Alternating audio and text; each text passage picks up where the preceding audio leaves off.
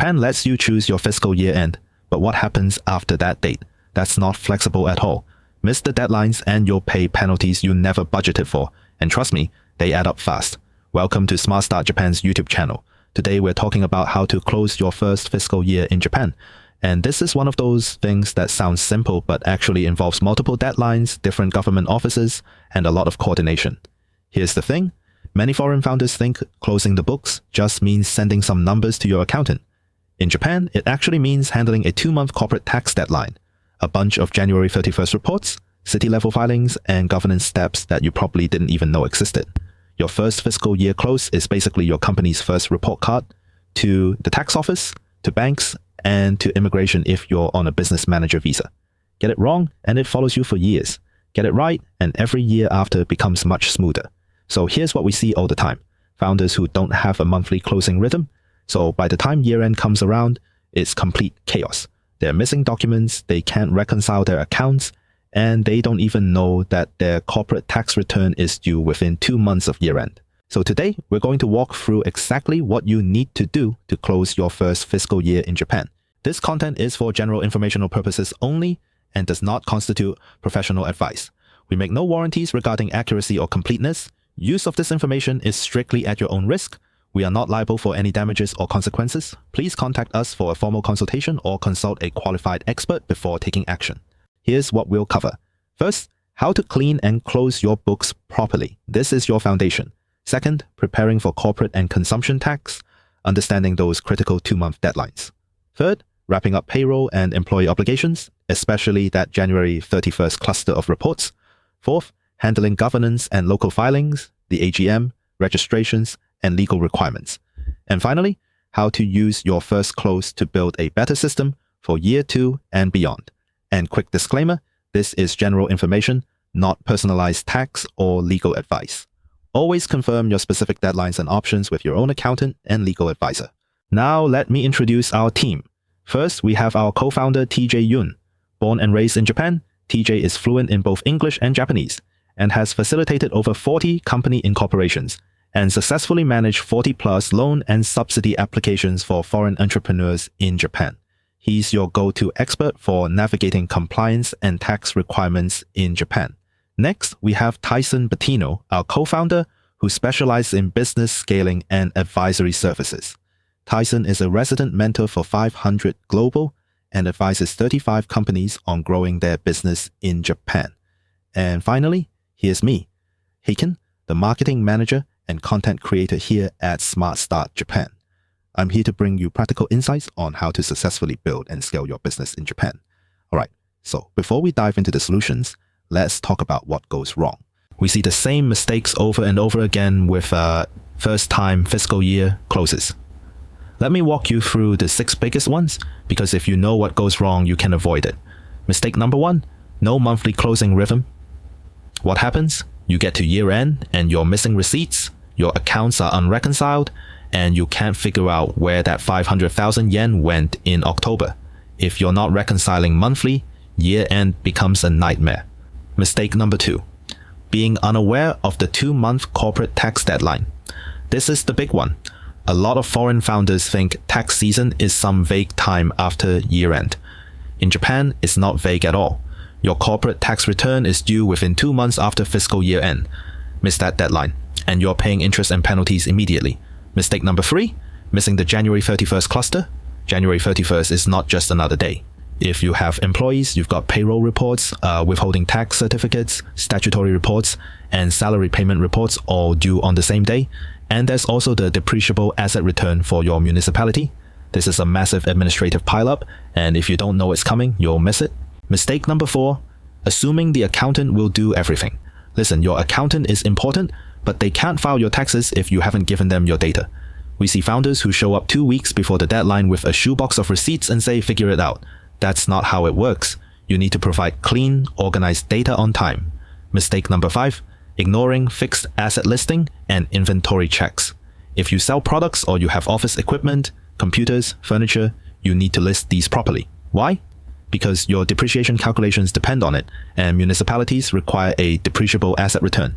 If you don't track this from the beginning, you're scrambling at year-end trying to remember when you bought that printer. Mistake number 6, failing to register changes with the Legal Affairs Bureau. Did your representative director change? Did you move offices? Did you increase capital? If you made any changes during the year and didn't register them, that's a problem. Banks check your corporate registry, immigration checks it. If it's not updated, it looks sloppy and it can trigger fines. So those are the 6 common mistakes. Now let's talk about how to do it. The first step is to clean up and close your books properly. Clean inputs equal fewer surprises. Messy inputs equal chaos and penalties. Here's your checklist. Complete bookkeeping through fiscal year end. Post all transactions up to the last day. Don't leave anything hanging. Reconcile everything. Bank accounts, corporate cards, cash on hand, and online payment processes like Stripe or PayPal. Every transaction in your accounting system must match your actual statements. Check inventory and fixed assets. If you sell products, do a physical stock take. List all fixed assets, the computers, furniture, equipment, with purchase dates and amounts. This feeds into depreciation and your depreciable asset return. Record accruals and provisions, unpaid bonuses, unbilled services, utilities covering the period. Record these as accrued expenses. Consider provisions for doubtful receivables. Organize supporting documents. Keep all receipts and invoices. Make sure employee reimbursements and director expenses are submitted before closing. Tip number 2, prepare for corporate and consumption tax. The 2-month rule, corporate income tax, local corporate tax, inhabitant tax, and enterprise tax are all due within 2 months after fiscal year end. So if your fiscal year ends December 31st, you're filing and paying by end of February. Here's the catch. You can sometimes extend the filing deadline, but interest applies on late payment. So even with an extension, pay on time. Interim corporate tax. If your fiscal year is longer than 6 months, you may need to file an interim return and pay provisional tax mid-year. Consumption tax. Many startups with under 10 million yen capital are exempt in years 1 and 2. But not if you have greater than or equal to 10 million yen capital, certain group structures, or voluntarily registered. If you're taxable, your JCT return is also due 2 months after year end. If your prior year's JCT exceeded 480,000 yen, you'll have interim payments. Depreciable assets return. This is a separate municipal filing for business assets held as of January 1st. Deadline, January 31st. Even if you're below the 1.5 million yen threshold, file at least once to establish your record. Timeline to remember. Fiscal year ends plus 2 months. Corporate and consumption tax, January 31st. Depreciable assets plus payroll reports, mark these now. Tip number 3, wrap up payroll and employee obligations. In Japan, employers are withholding agents for taxes and insurance. Year-end adjustment, Nenmatsu Chōsei, done with December payroll or early January. Employees submit forms about dependents and insurance premiums. You calculate the adjustment and either refund excess withholding or collect additional tax. Must be completed by January 31st of the following year. January 31st reporting bundle. This is when everything hits at once. You need to submit withholding tax certificates to the tax office and employees, statutory reports summarizing payments you made during the year, and salary payment reports to each employee's municipality. These are used to calculate next year's resident tax, ongoing remittances. Even after year end, you have monthly obligations. Withholding income tax goes to the tax office by the 10th of the next month. Resident tax is withheld monthly from June to May and remitted to municipalities. Social insurance, employee share plus employer share, is due by end of the following month. If this sounds overwhelming, especially if you're about to hire your first employee or you're already dealing with payroll but not sure you're doing it right, we can help. At SmartStart Japan, we coordinate with payroll providers and sharushi to make sure all your employee obligations are handled properly and on time. Visit smartstartjapan.com to learn more. Tip number 4. Handle governance and legal filings. Closing your fiscal year isn't just a tax event, it's also a governance step. Approve financial statements. If you're a KK, most companies hold an AGM within about 3 months of fiscal year end. You approve the financial statements, decide on profit distribution, and confirm your officers.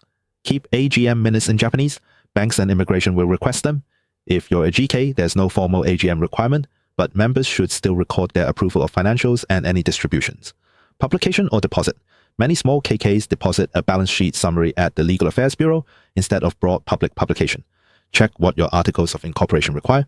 Register changes. If your representative director change, if you moved offices, increased capital, or changed your business scope, you must file amendments with the Legal Affairs Bureau.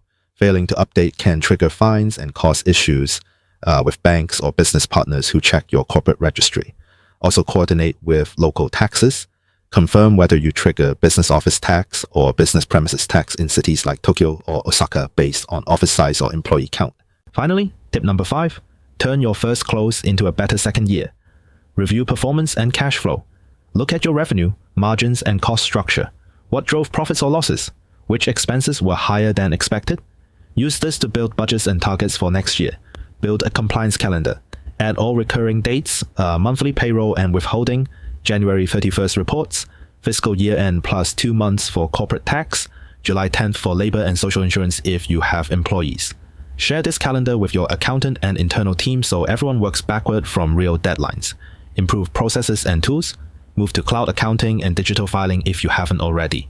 Decide what to outsource, bookkeeping, payroll, compliance filings, and implement a monthly or quarterly close process so year-end isn't a giant surprise. Plan ahead.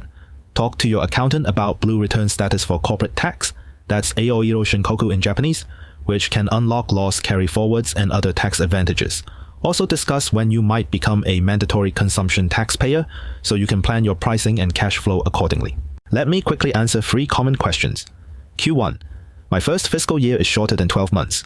Do the same deadlines apply? Yes. Corporate and consumption tax are still due 2 months after your year-end, regardless of length.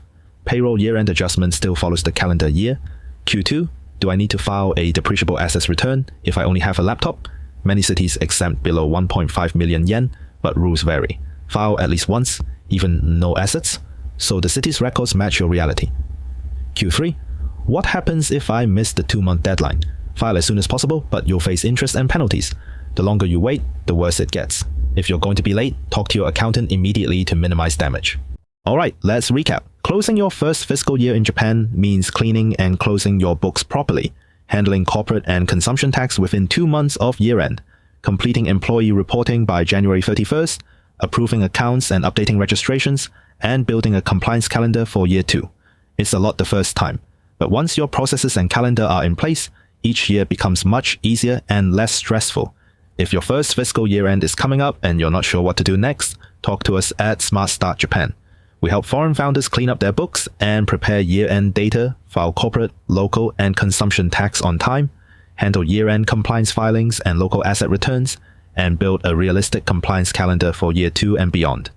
Book a free 30-minute consultation at smartstartjapan.com, and we'll walk you through what your first close should look like based on your fiscal year and company structure.